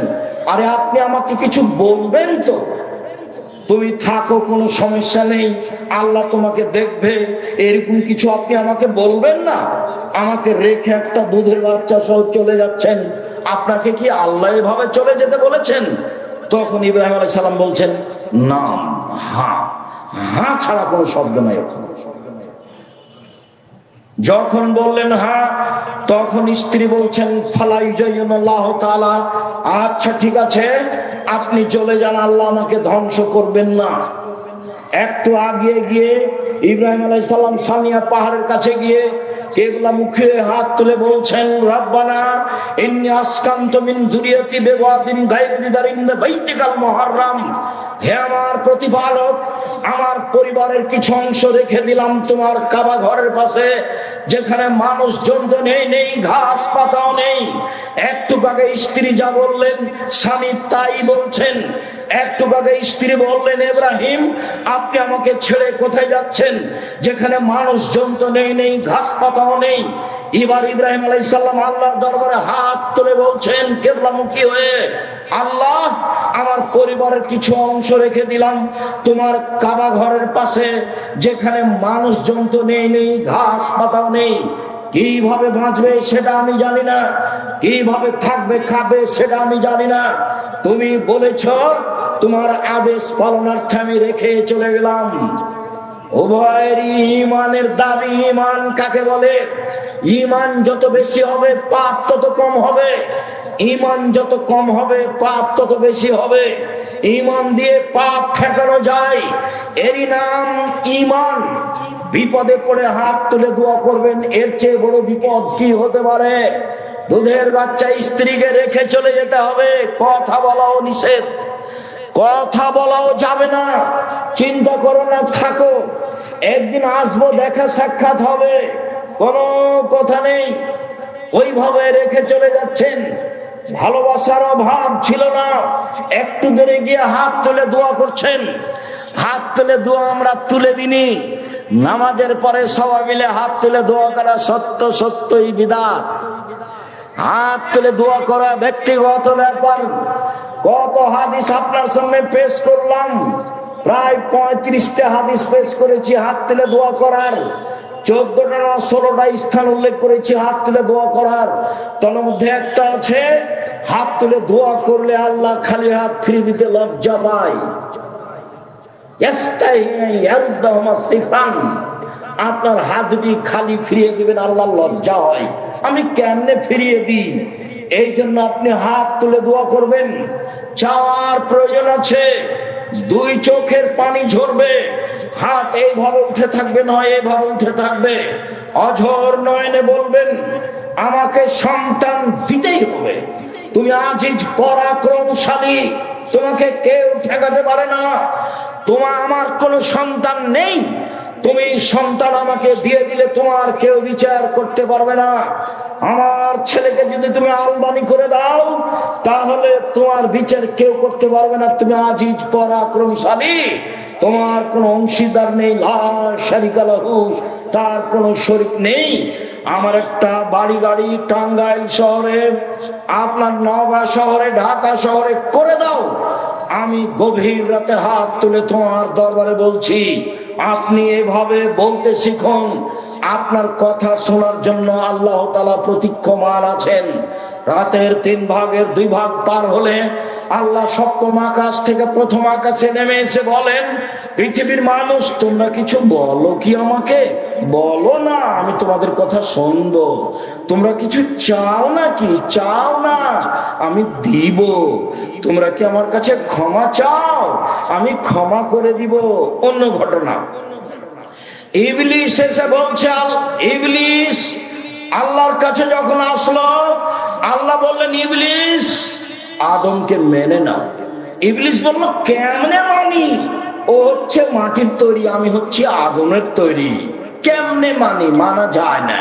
আল্লাহ বলছেন, এই অহংকারী, অহংকার করলি, যা যা এখান থেকে সরে যাও, রাজিম বিতাড়িত, সর সর সর সর সর। তখন ইবলিস বলছে, ঠিক আছে সরে যাব বটে, আমার একটা কথা শুনতে হবে। কি কথা? কিয়ামত পর্যন্ত বেঁচে থাকার সুযোগ দিতে হবে। আচ্ছা ঠিক আছে, দিলাম, একটা সময় পর্যন্ত দিলাম। এবার যখন পেয়ে গেছে তখন বলছে, দেখেন বলার ঢং, রব্বি, হে আমার প্রতিপালক। কে বলছে বলেন তো? শয়তান বলছে। দেখেন বলার ঢং, রব্বি, হে আমার প্রতিপালক, ইজ্জতে কার? তোমার সম্মানের কসম, তোমার মর্যাদার কসম, তোমার কসম করে বলছি, লাউদান আদমের ছেলে মেয়ের দেহে যতক্ষণ শ্বাস আছে ওকে আমি পাপী করব করব করব। ও কেমনে জান্নাতে যায় তা আমি দেখে ছেড়ে দেব। ওর দেহে শ্বাস থাকাকালীন তাকে আমি পাপী করব, জেনা করাবো, বউ তালাক দেওয়াবো, জমি দখল করাবো, দল সংগঠনের নামে মারামারি করে জেল হাজতে দিয়ে দেওয়ার ব্যবস্থা করব, সব কাজ করব। ওর দেহে যতদিন শ্বাস আছে আমি করব। তা আল্লাহ তখন এভাবে বললেন না, সব করতে পারবি না, তাহলে তো কাজ হয়ে যায়, এভাবে বললেন না। তখন আল্লাহ বলছেন, ওয়া ইজ্জতি ওয়া জালালি ওয়া ইত্তেফায়ে মাকানি, আমার সম্মানের কসম, আমার ইজ্জতের কসম, আমার মর্যাদার কসম, আমার উচ্চতার কসম, শুনে রাখ ইবলিস, আদমের ছেলে যতবার আমাকে বলবে ভুল হয়েছে আমি ততবার ক্ষমা করব। ও যদি পাপ করতেই থাকে আর বলতে থাকে আমি ক্ষমা করে দেব। আদম সন্তান শুনে রাখো, মা দাওতানি ওয়া রাজাওতানি, তুমি যেভাবে আশা পোষণ করো সেভাবে আমি পূর্ণ করে থাকি। তুমি যেভাবে বলো আমি সেভাবে তোমার আশা পূর্ণ করে থাকি। তুমি যা বলো তা আমি মেনে নিই। তুমি যেভাবে চাও আমি সেভাবে করি। তুমি যেভাবে ডাকো আমি সেভাবে থাকি। তুমি আমার কাছে ক্ষমা চাইলে ক্ষমা করে দিই। আমি পরোয়া করি না তুমি কত বড় পাপী, আমি পরোয়া করি না তুমি কত বড় পাপী, আমি পরোয়া করি না তুমি কত বড় পাপী।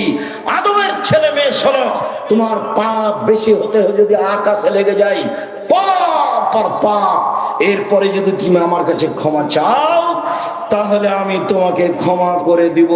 তুমি যেভাবে ডাকো আমি সেভাবে থাকি। তুমি যেভাবে আশা পোষণ করো সেভাবে পূর্ণ করে থাকি। তুমি যেভাবে ডাকো আমি সেভাবে থাকি। তুমি যেভাবে আশা পোষণ করো সেভাবে আমি পূর্ণ করে থাকি। ক্ষমা চাইলে ক্ষমা করে দিই। আমি পরোয়া করি না তুমি কত বড় পাপী, আমি পরোয়া করি না তুমি কত বড় পাপী, আমি পরোয়াই করি না। আল্লাহ তাআলা বলছেন, আমাদের নবী বলেন, ইন তুআযিবুহুম ফাইন্নাহুম ইবাদুকা, ঈসা আলাইহিস সালাম বলেছেন, আল্লাহ আমার কথা জিজ্ঞাসা করছেন কেন? আমি কাউকে বলেছি যে আমি আল্লাহ? আমি কাউকে বলিনি তোমার জীবদ্দশায়। শোনো, আল্লাহকে বলছেন ঈসা আলাইহিস সালাম, ইন তুআযিবুহুম ফাইন্নাহুম ইবাদুকা, আপনি শাস্তি দিলে দেন, আপনার বান্দাকে আপনি শাস্তি দেন, আমার কি আছে? আর তুমি যদি ক্ষমা করো তুমি পরাক্রমশালী, কেউ তোমাকে ঠেকাতে পারে না। ফেরাউনকে ক্ষমা করে দিলে তোমার বিচার কেউ করতে পারবে না। করো, শাস্তি দিলে দেন, তোমার বান্দা আমার কি করার আছে? ক্ষমা করলে করো, তুমি পরাক্রমশালী, তোমার কেউ বিচার করতে পারে। হ্যাঁ, ফেরাউন ক্ষমা পাবে কেন? এরকম বলার কেউ আছে? কেউ নাই। কিয়ামত পর্যন্ত কেউ দাঁড়াতে পারবে না। হ্যাঁ, এ বিচার কেন? ওর নাম আজিজ। ওর নাম কি? আজিজ, কাদির, জব্বার, প্রতাপশালী, মালিকুল আমরা, রাজাধিরাজ, কোন পরোয়া করে না। যা ইচ্ছা তাই করে। তো যা ইচ্ছা তাই করো, তো গভীর রাতে বলছে আমাকে একটা ছেলে দাও না, দাও ছেলে, আমাকে একটা দাও। ঠিক আছে দিব। তা আপনি বলছেন কেমন করে বলছেন? ন্যাংরা খোড়া করে বললে হবে? পাকা পোক্তা করে বলতে হবে। দেখেন না কিভাবে বলছেন। আয়েশা রাদিয়াল্লাহু তাআলা আনহা বলেন, আল্লাহ নবী বলছেন, আয়েশা এই যে জিবরাইল তোমাকে সালাম দিল, তখন আয়েশা বলছেন, ওয়া আলাইহিস সালাম ওয়া রাহমাতুল্লাহি ওয়া বারাকাতুহু, জিবরাইল কো সালাম, তার উপরে শান্তি। আপনি তো দেখতে পান, আমরা তো দেখতে পাই না। আপনি তো দেখতে পান, কোথায় জিবরাইল? আমরা তো দেখতে পাই। এক বিছানে তিনজন, জিবরাইল আলাইহিস সালাম, মুহাম্মদ সাল্লাল্লাহু আলাইহি সাল্লাম এবং আয়েশা রাদিয়াল্লাহু আনহা, এক বিছানে, এক ল্যাপের নিচে তিনজন। কিন্তু আয়েশা দেখতে পান না জিবরাইল কোথায়। অথচ আল্লাহ রাসূল বলছেন, আয়েশা এই যে জিবরাইল, হাজা জিবরাইল, এই যে জিবরাইল তোমাকে সালাম দিল। আয়েশা নিরুপায় বলছেন যে আপনি তো দেখতে পান, আমরা তো দেখতে পাই না। মানুষ জিবরাইলকে দেখতে পাবে না, নবীরা পায় না। মানুষের এই চক্ষু, এই ক্ষমতা জিবরাইলকে দেখতে পারবে না। আর জিবরাইল মানুষের সাথে সরাসরি কথা বলেন না, আল্লাহ তো বলেনই না, নবীদের সাথে বলেন। সম্মানিত দিনী ভাই বোন, মহিলা মানুষের সম্মান অনেক বেশি। আল্লাহ রাসূল বলেন, পৃথিবীর মহিলা শুনে রেখো, কোন পিতা যদি দুইটা মেয়ের লালন পালন করে, দুইটা বড় হওয়া পর্যন্ত, বিবাহ হওয়া পর্যন্ত, আমি মুহাম্মদ সাল্লাল্লাহু আলাইহি ওয়াসাল্লাম এবং মেয়ের পিতা একসাথে জান্নাতে থাকবো। এইভাবে আঙ্গুল দুটি জমা করে দেখালেন। তারপরে তিনি বললেন, পৃথিবীর মানুষ শুনে রেখো, কেউ যদি তিনটা মেয়ের লালন পালন করে, এক, আল্লাহ মহন্না মেয়েদের বিদ্যা শিখিয়ে দেয়, দুই, আদ্দা মহন্না মেয়েদের শিষ্টাচার শিখিয়ে দেয়, তিন, আহসানা ইলাইহিন্না তাদের সাথে ভালো আচরণ করে, তাহলে মেয়ে তিনটে বিচারের মাঠে বাপের জন্য জাহান্নাম থেকে অন্তরাল হয়ে যাবে। এইভাবে অন্তরাল হবে। ওইদিকে আছে জাহান্নাম, মধ্যে আছে মেয়েরা, এদিকে আছে বাপ। মেয়েরা বলবেন আল্লাহকে, আমার আব্বাকে আগে জান্নাতে দিতে হবে, তারপরে কোনো কথা। এখন আপনার চোখের সামনে মেয়ে নখ ছোট বড় করে রাখে, নেল পালিশ দেয়, ল্যাংটা পোশাকে ঘুরে, আপনি কিছুই বলেন না, তাহলে কি মেয়ে আপনার পক্ষে বলবে? কতদিন বলেছি, দিনের মতো মনে আছে, ঝকঝকে হয়ে। বাপ কাকে বলে আপনাকে আমি বুঝাতে পারিনি, এক মিনিট। সম্মানিত দিনী ভাই বোন, আয়েশা রাদিয়াল্লাহু তাআলা আনহা বলেন, আমরা এক সফরে ছিলাম, হঠাৎ আমার গলার হার হারিয়ে গেল, খুঁজে পায় না, কোথায় হার খুঁজে পায় না। মানুষজন আটকা পড়ে গেল, পানি নেই, ওযু করতে পারে না, সালাত আদায় করতে পারে না। আমরা বড় বিপাকে। আমার আব্বাকে জনগণ বলল, আয়েশা কি করেছে তা জানেন? কি করেছে? আয়েশা গলার হার হারিয়েছে, খুঁজে পায় না, যেতেও পারি না, পানিও নেই, ওযুও করতে পারি না, সালাত আদায় করতে পারি না। আয়েশা রাদিয়াল্লাহু তাআলা আনহা বলেন, আবু বকর সিদ্দিক আমার নিকটে আসলেন, লাকজাদান শাদীদা, তিনি আমার এই কোমর, পেটের এই জায়গাটার উপরে একটা জোরে আঘাত করলেন, এত জোরে আঘাত করলেন, আমার আব্বা, ওই আমার স্বামী ওই সময়ে আমার উরু রানের উপরে মাথা দিয়ে ঘুমিয়েছিলেন।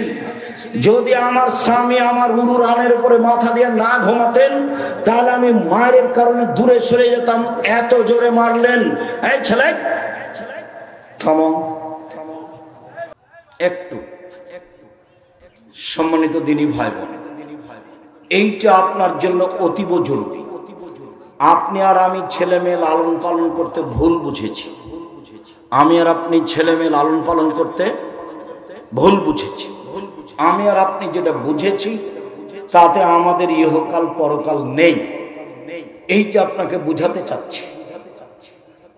তো মেয়ের উরু রানের উপরে জামাই যদি মাথা দিয়ে ঘুমিয়ে থাকে, তো আমাদের দেশের লোকেরা কি ওখানে যাবে? চোখে পড়লেই তো এইভাবে ঘুরে যাবে। তো দেখেন আরবিদের গতি, এইভাবে জামাই ঘুমিয়ে আছে, উনি গিয়ে মেয়ের কোমরের উপরে মেরে দিলেন, মারলেন পৃথিবীর সবচেয়ে বড় মানুষ, মারলেন পৃথিবীর সবচেয়ে বড় মহিলাকে, মারলেন সবচেয়ে বড় মানুষের সামনে, মারলেন হাত দিয়ে, মারলেন বিবাহদারী মেয়েকে, মারলেন পূর্ণ যুবতী মেয়েকে, মারলেন খোলা মাঠে, মারলেন দিন দুপুরে, মারলেন প্রায় 1400 মানুষের সামনে। সবচেয়ে বড় মানুষে মারলেন, সবচেয়ে বড় মহিলাকে মারলেন, সবচেয়ে বড় মানুষের সামনে মারলেন, পূর্ণ যুবতী মেয়েকে মারলেন, বিবাহদারী মেয়েকে মারলেন। এত বড় বাপে এত বড় বেটিকে এইভাবে মেরে দিলেন। আর আমার মেয়েটার নখ বড় আছে, আমি কিছুই বলতে পারলাম না, তখনও আমি বাপ। ভুল হিসাব। আপনার মতো বাপের বেঁচে থাকার প্রয়োজন নেই। আপনার ছেলে মেয়ে এতিম হয়ে গেলে জামিয়া সালাফে দেখবে ইনশাআল্লাহ 500 এতিম অসহায় ছেলে মেয়ে আছে। কালকে যদি আরো 500 গিয়ে যোগ হয়, সমস্যা নেই। আল্লাহর অনেক দয়া, আল্লাহর অনেক দয়া। 500 অসহায় ছেলে মেয়ে এতিম আছে। কালকে যদি আরো 500 গিয়ে যোগ হয় কোনো সমস্যা নেই, আলহামদুলিল্লাহ। সম্মানিত দিনী ভাই, বলছিলাম মহিলারা 5টা জিনিস করলে জান্নাতের সব দরজা খোলা। 5 ওয়াক্ত সালাত, রমজানের সিয়াম, স্বামীকে মেনে চলা, জেনায় লিপ্ত না হওয়া। সম্মানিত দিনী ভাই বোন, পরিবার সুন্দর করে দেখতে হবে। আগামী বৃহস্পতিবার, সোমবার, বৃহস্পতিবার, শুক্রবার জামিয়া সালাফিয়া যাব ইনশাআল্লাহ। সবাই যে ইনশাআল্লাহ বললেন না, একটু হালকা হলো, চেষ্টা করেন। 2, যেসব বই পুস্তক আছে আমার পক্ষ থেকে আল ইতিসাম পত্রিকা একটা ফ্রি আছে, আমি কিনে আপনাদের ফ্রি দিচ্ছি 50টা প্রশ্নের উত্তরের কারণে। ওদিকে একটা কিনবেন আর একটা আমার পক্ষ থেকে ফ্রি। 3, জামিয়া সালাফে ভর্তির তারিখ 1 জানুয়ারি, ডিসেম্বরে ফরম 1 জানুয়ারি। সম্মানিত দিনী ভাই বোন, আগামী বৃহস্পতিবার, শুক্রবার আসেন, বিষয়ভিত্তিক বক্তব্য হবে। আজকে সবাই বই পুস্তক আমার হাতের বামে আছে, দেখেন সলাতের নামাজের উপরে আমার বইটা আছে কিনা। আমি চেষ্টা করেছি সঠিকভাবে সলাত নামাজটা শিখিয়ে দাও। দোয়ার বই আছে নাকি, আদর্শ পরিবার, আদর্শ নারী, আর আল ইতিসাম পত্রিকা। কেউ খালি হাতে যাবেন না। আর আমার দিনী বোনদের জন্য আদর্শ নারী, আদর্শ পরিবার, কয়েকটা জিজ্ঞাসা। আমার হাতের বাম দিক থেকে সবাই বই পুস্তক নেবেন। তাহাজ্জুদ সালাত কি 8 রাকাত? জি, তাহাজ্জুদ সালাত 8 রাকাত। 4 রাকাত সালাত আদায়ের পর কি কোনো ভিন্ন দোয়া আছে? ভিন্ন দোয়া নেই। তবে তাসবিহ, তাহলিল, জিকির, আজকার বসে থেকে করবেন, হাত তুলে দোয়া করবেন, আপনার ব্যক্তিগত ব্যাপার। স্বামী স্ত্রী কি একই রুমে তাহাজ্জুদ সালাত আদায় করতে পারবে? পারবে। পাশাপাশি দাঁড়িয়েও করতে পারবে, যখন একা একাই পড়বে। আর জামাত করলে স্বামী আগে থাকবে, স্ত্রী পিছনে থাকবে। অন্ধকারে কি তাহাজ্জুদ সালাত আদায় করতে হয়? অন্ধকারে করা ভালো। আয়েশা রাদিয়াল্লাহু তাআলা বলেন, আল্লাহর নবী যে ঘরে তাহাজ্জুদ পড়ছিলেন সেই ঘরে বাতি ছিল না, ল্যাম্প, হারিকেন ছিল না। কোন নির্দিষ্ট সময়ে স্বামী স্ত্রী মেলামেশা করলে কি ছেলে সন্তান পাওয়া যাবে?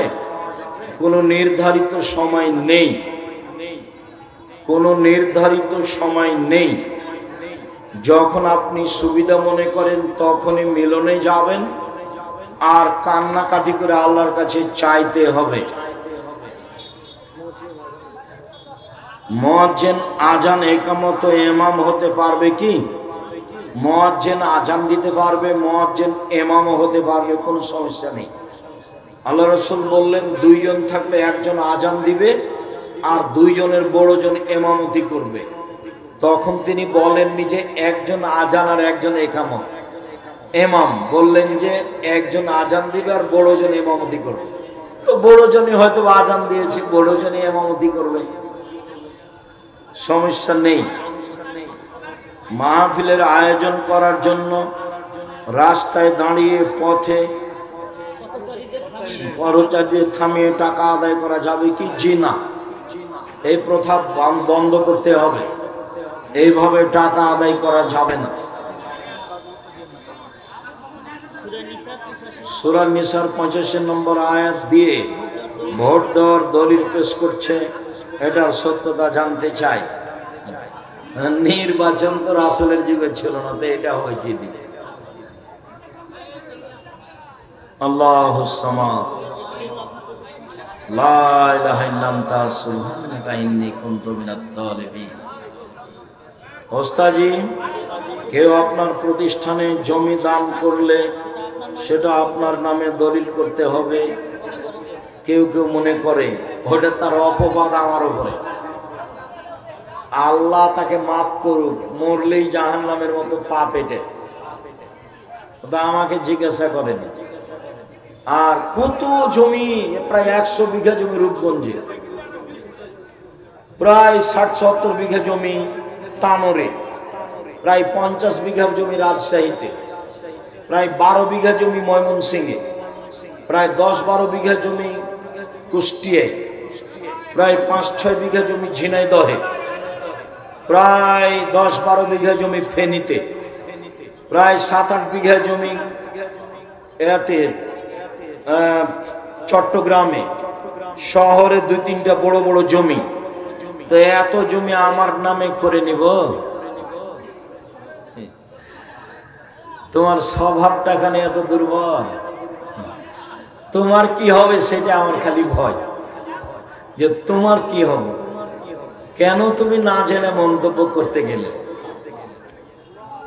নেবরাস সরকার অনুমোদিত ফাউন্ডেশন, সব জমি নেবরাসের নামে রেজিস্ট্রি হয়। এখন আমি বেঁচে আছি, আমি সভাপতি, আমি মরে গেলে যে সভাপতি হবে তারই নাম থাকবে। নেবরাস একটা অলাভজনক ফাউন্ডেশন, তো ওতে তো মানুষ লাগবে, না হলে ওইটা কি দিয়ে দাঁড়াবে? তো ওতে একটা সভাপতি আছে, সেক্রেটারি আছে। সভাপতি হলাম আমি, আর সেক্রেটারি হলাম আমার ছোট ভাই মুস্তফা কামাল, বরিশালে থাকে, বরিশাল জামিয়া সালাফে দেখাশোনা করে।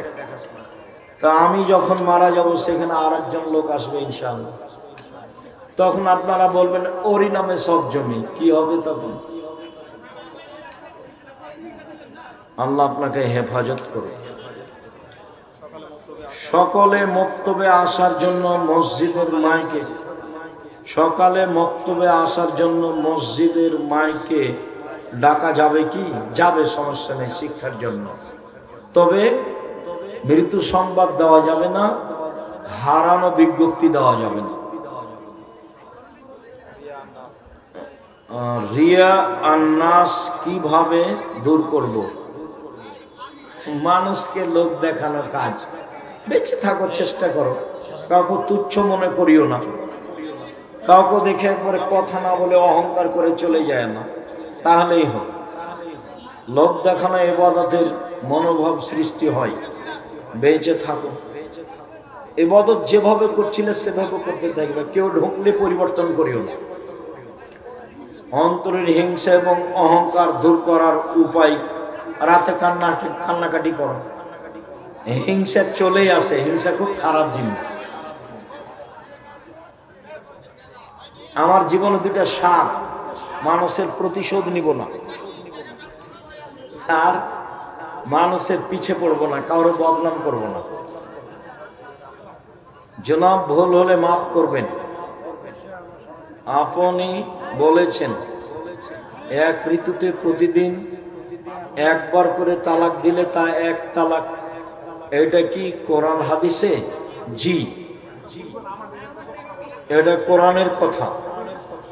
আল্লাহ বলছে ফাতাল্লিকুহুন্না ইদ্দাতিহিন, ওদের যখন ইদ্দাত হাইজ ভালো হয়ে যাবে তখন তালাক দাও।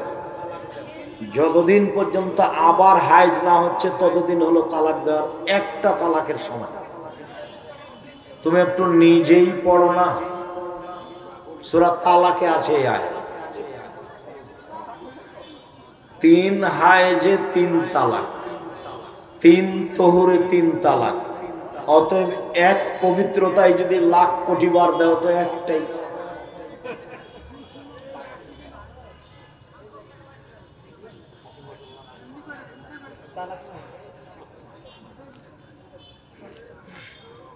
ইসলাম গণতন্ত্রকে স্বীকৃতি দেয়। এনায়েতুল্লাহ আব্বাসী, ডক্টর জাকির, এক শ্রেণীর আহলে হাদিস দাবিদার, তারা বলেন আপনিও আপনার ছেলেগণ কোরআন অস্বীকার করেন। আমরা সংগঠন মানি না। সংগঠন মানে তোমার বদনাম করে জীবন হারাবো? সংগঠন না মানলে কি হয়? কোরআন অস্বীকার করে। কোরআনের সংগঠনের কথা বলেছে, তুমি যদি সত্যি লিখে থাকো তাহলে কেউ তোমাকে বলেছে, পরের না পরের দেনা বাঘ মেরেছে ঝলসা কান্না, পরের কথাই চলে, ইহকাল হারায় না পরকাল হারায় না।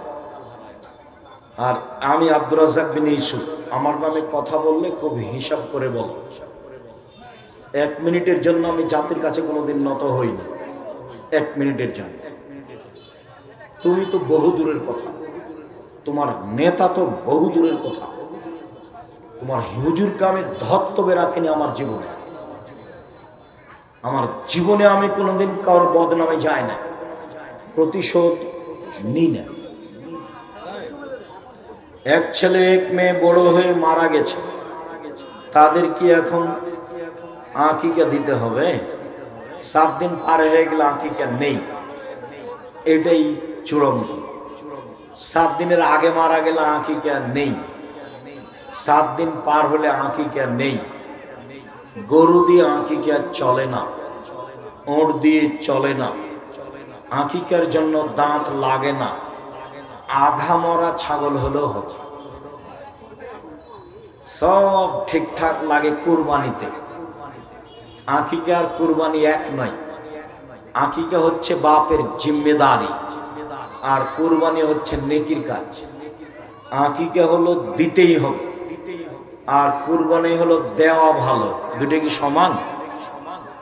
কুরবানি হলো দেওয়া ভালো, আর আকিকা হলো দিতেই হবে। কুরবানির পশু সুন্দর ঝকঝকে মোটা তাজা, আর আকিকা ভালো ঝকঝকে কানা ল্যাংড়া খোড়া মরবে, এটা হলি হবে। গ্রামে গ্রামে মহিলা মানুষ দ্বারা চুল বাছা এবং মাথার চুল বিক্রয় করা হারাম, পুরা হারাম। এইভাবে চুল তোলাও যাবে না, এইভাবে চুল বিক্রি করা যাবে না। মহিলাদের চুলের অনেক দাম আছে, এখানে সেখানে না ফেলে মাটিতে পুঁতে দিতে হবে, বিক্রি করা হারাম। শুকরিয়া, জাযাকুমুল্লাহ খায়ের।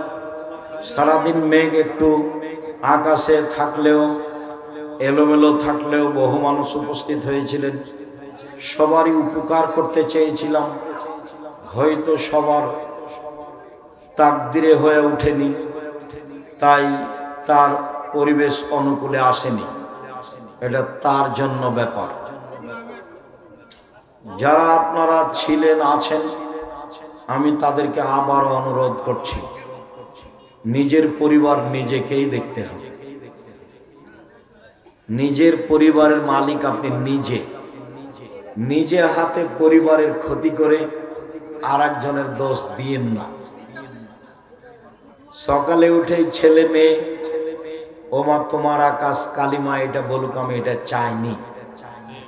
জামিয়া সালাফিয়ার দেশে আছে, আরো প্রতিষ্ঠান আছে, প্রয়োজনে আল্লাহ সাহায্যে আছেন।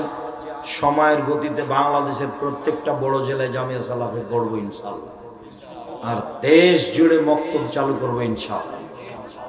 সঠিক আকীদাই সঠিকভাবে কোরআন হাদিসের খিদমতের জন্য এক পায়ে দাঁড়িয়ে প্রস্তুত রয়েছি। আল্লাহকে বলছি, তুমি ভুল ত্রুটি মাফ করো, আমাদের ভুল দিয়ে জামিয়া সালাফের ক্ষতি হয় না যেন, আমাদের ক্ষতি হয় না যেন, জাতির ক্ষতি হয় না যেন। আমাদের যেটা ভুল ত্রুটি আছে সেটা সংশোধন করো, একমাত্র তোমাকে সন্তুষ্ট করার জন্য, পরকালের আশায় দিনরাত এসব কাজ করছি। নিজেকে পরিবারকে দেউলিয়া করে তোমার সন্তুষ্টি ঐকান্তিকভাবে কামনা করি। দেশের দিনী ভাই বোন, তুমি তাদেরকে সবকে হেদায়েতের পথ দেখাও। আমার দিনী ভাই বোনদের আহাল পরিবারকে কবুল করো। যারা মারা গেছে তুমি তাদের কবরের শাস্তি মাফ করো, যারা অসুস্থ তুমি তাদের আরোগ্য দান করো, যারা আমরা বেঁচে আছি তুমি তাদেরকে তোমার রাসূলের পদ্ধতিতে চলার তৌফিক দান করো। বিশেষভাবে পরিবারকে সুন্দর করে গড়ে তোলার তৌফিক দান করো।